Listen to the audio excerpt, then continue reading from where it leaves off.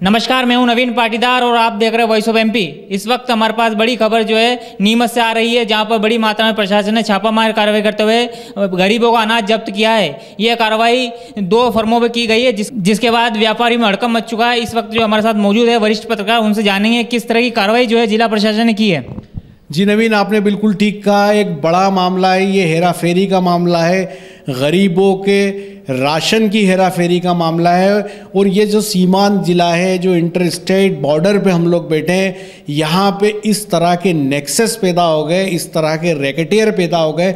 और लगातार हम इस मुद्दे को उठाते रहे हैं कि कैसे जो है राशन का चावल जो है राशन की दुकान से, कंट्रोल की दुकान से इन व्यापारियों के हाथों में जाता है, उसको छाना जाता है, बीना जाता है, उसकी पैकिंग की जाती है और उसके बाद ये मार्केट में बिकता है। ये बड़ा गंभीर मामला है, बड़ा संवेदनशील मामला है। 700 क्विंटल चावल जब्त किया गया है, 1200 कट्टे में रखा गया था। और ये 2 फर्मों पे जो कार्रवाई हुई है, विजय गोल्डन और एक और फर्म है जहाँ पे ये चावल जब्त किया गया है। और ये पूरे ज़िला प्रशासन की 4-5 विभागों की टीम की संयुक्त कार्रवाई ने इसको अंजाम दिया है। और अभी अभी जो बड़ी ब्रेकिंग आ रही है वो ये आ रही है कि ये जो टीम को पता चला है कि ये जो 2 व्यापारी है, इनको एक तीसरा व्यक्ति है जो ये राशन का चावल बेचता था, वही इसका ख़रीदार है, वही राशन की दुकानों से चावल ख़रीदता था, उसको छानता बीनता था। इंडस्ट्रियल एरिया में उसका सॉर्टेक्स है,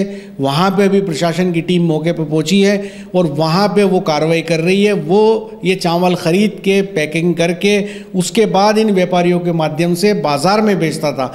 तो एक बड़ी खबर है, बड़ी घटना है, दिल दहलाने वाली घटना है कि जहां गरीब एक एक दाने को मोहताज है आज, और वो जब राशन की दुकान पे जाता है तो उससे 100 तरह की फॉर्मेलिटीज़ करवाई जाती है, 500 चक्कर लगवाए जाते हैं, उसके बाद उसको राशन मिलता है। और दूसरी तरफ सैकड़ों क्विंटल अनाज बेहद आसानी से इन व्यापारियों के गोदाम में कैसे चला जाता है और वो पैकिंग होकर बाज़ार में बिकता है। इन तमाम जो पूरा खुलासा हुआ है, इसके बाद प्रशासन को चाहिए कि ये जो कंट्रोल का सामान है, चावल है, चूँकि चावल हमारे यहाँ पैदा ही नहीं होता, तो इतने बड़े पैमाने पे चावल आने का एक ही तरीका है कि जो राशन की दुकान पे चावल आया है वो ख़रीदा है आपने राशन वालों से, वो गरीब आदमी को नहीं मिला है और राशन वालों ने बेच दिया है। तो इसमें जितने भी राशन वाले शामिल हैं, जिन लोगों ने ये चावल बेचा है, उन तमाम लोगों के ख़िलाफ़ FIR होनी चाहिए।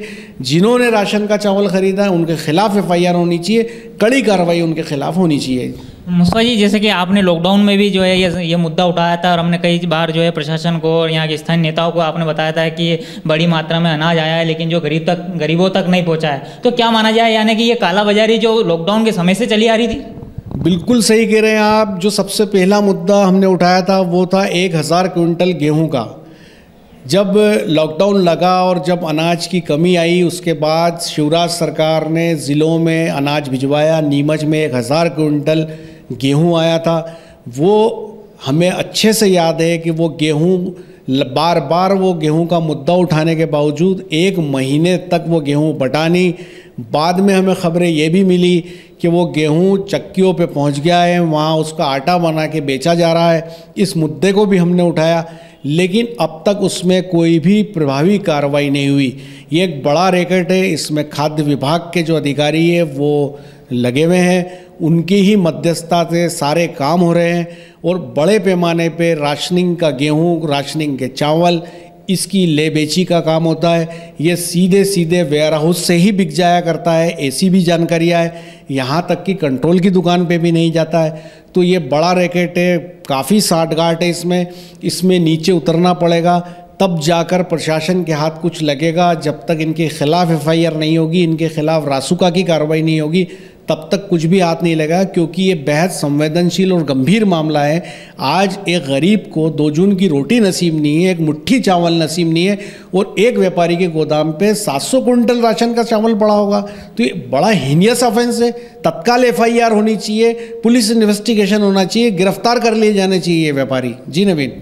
मुस्तफा जी, इसमें कहीं न कहीं जो है बड़े नेताओं का रोल भी हो सकता है, प्रशासनिक अधिकारियों का रोल हो सकता है, क्योंकि इतनी बड़ी मात्रा में गोदाम में पहुंचना है छोटी मोटी बात नहीं है कि 700 क्विंटल इनके गोदाम में पहुंच गया। कहीं न कहीं एक चेन जो है बड़ी बनी होगी, क्या उस चेन को भी तोड़ना जरूरी है? देखिए नवीन, आप बिल्कुल सही कह रहे हैं। हम लोग मीडिया में रिपोर्टिंग के दौरान देखते हैं कि हर करप्शन की जो जड़ है आखिरी में उसका सिरा किसी नेता के ही मिलता है, क्योंकि जब तक किसी नेता का शेल्टर नहीं होगा, जब तक किसी नेता का उसके ऊपर हाथ नहीं होगा, इतने बड़े पैमाने पे कोई भी खेल का आयोजन नहीं हो सकता है। तो निश्चित तौर पे इसमें कहीं ना कहीं पीछे कोई नेता खड़ा होगा जिसका हाथ होगा, जो हफ्ता चंदा ले रहा होगा, तब जा कर के ये व्यापारी इतनी हिमाकत कर सकते हैं। सरेआम जो है राशन का चावल छानते, बीनते, पैकिंग करते और बेचते हैं, और 1-2 किलो नहीं, सैकड़ों कुंटल, 700 कुंटल चावल का एक गोदाम होना ये कोई मामूली बात नहीं है। बताया ये भी जा रहा है कि इनके यहाँ करीब इससे पहले 1000 और 2000 कुंटल तक चावल रहा। अब ये सारे मामले की जानकारी तो तब आएगी जब प्रशासन इन्वेस्टिगेशन करेगा, और वो इन्वेस्टिगेशन तभी सही हो सकता है जब FIR होगी।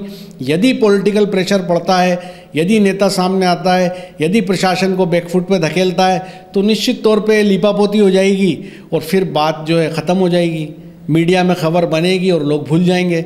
लेकिन यदि इसका पूरा इन्वेस्टिगेशन होता है, जांच होती है, FIR होती है, तो ये खुलासा होगा कि कितने बड़े पैमाने पे ये कालाबाजारी चल रही है और किस तरह गरीब के हक का चावल, गेहूं उनके घर में पहुंचने की जगह व्यापारी को गोदाम में जा रहा है, और ये व्यापारी राशनिंग का सामान बेच बेच के करोड़पति होते जा रहे हैं।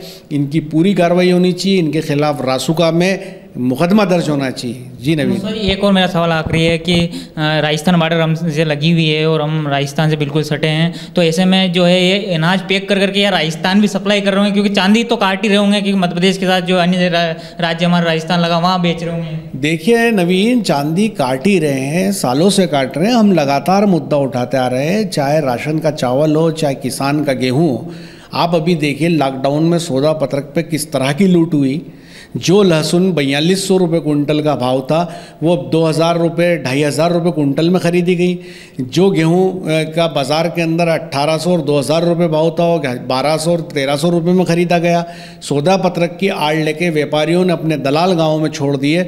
200 रुपये एक बोरी के ऊपर उनको ठेका दे दिया गया, वहीं अस्थायी गोदाम बना दिए गए और बड़े पैमाने पर लेवाली की गई, क्योंकि किसान मजबूर था, किसान के पास पैसा नहीं था, उसको इलाज के लिए पैसा चाहिए, घर चलाने के लिए पैसा चाहिए। तो लॉकडाउन में खुल के धंधा हुआ है, खुल के चांदी काटी है, खुल के रैकेट काम कर रहे थे। और वही बात हम इससे पहले भी करते रहे हैं कि आखिर ये अनाज जो है, जो किसान उपजाता है, वो तो भूखों मर रहा है, उसको तो दाम नहीं मिल रहा है। यही किसान के पास जब प्याज होता है तो 50 पैसे किलो बिकता है, और वही प्याज जब कोल्ड स्टोरेज में चला जाता है तो 150 रुपये किलो बिकता है। तो आखिर ये वेरिएशन क्यों होता है? यही लहसुन, यही गेहूं जब ये गोदाम में जाते हैं तो इसके भाव आसमान छूने लग जाते हैं। तो कौन खेल रहा है ये खेल?